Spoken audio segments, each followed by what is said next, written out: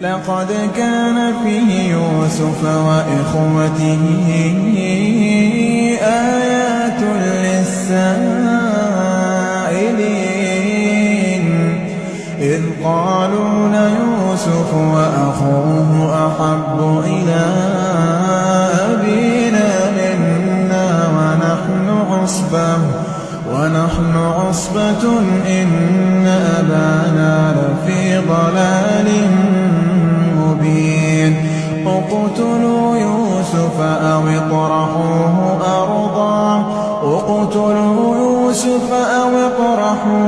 أرضا يخل لكم وجه أبيكم وتكونوا من بعده قوما صالحين قال قائل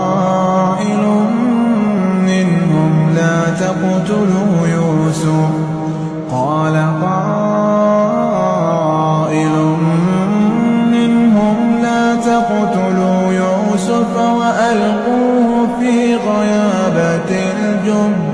وألقوه في غيابة الجب يلتقطه بعض السيارة إن كنتم فاعلين قالوا يا أبانا ما لك لا تأمنا على يوسف وإنا له لناصحون أرسله معنا غدا يرتع ويلعب وإنا له لحافظون قال إني ليحزنني أن تذهبوا به وأخاف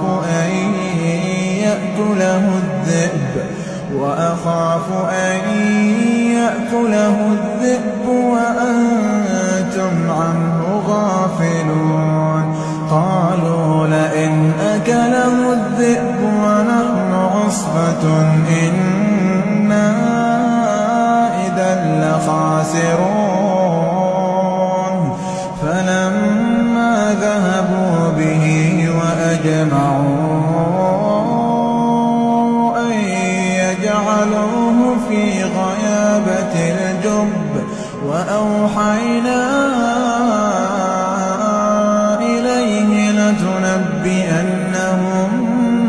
بأمرهم هذا وهم لا يشعرون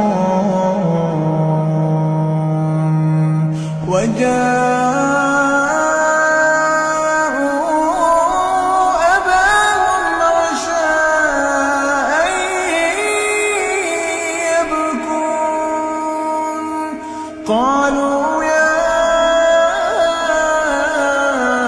أبانا إنا ذهبنا نستبق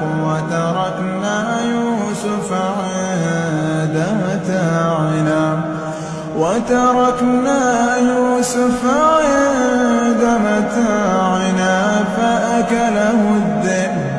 وما أنت بمؤمن لنا ولو كنا صادقين وجاءوا على قميصه بدم كذب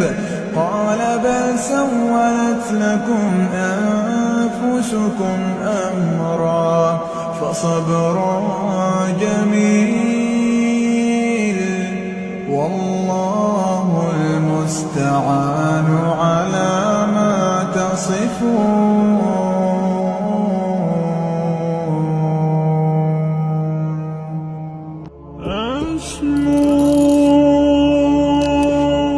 Subscribe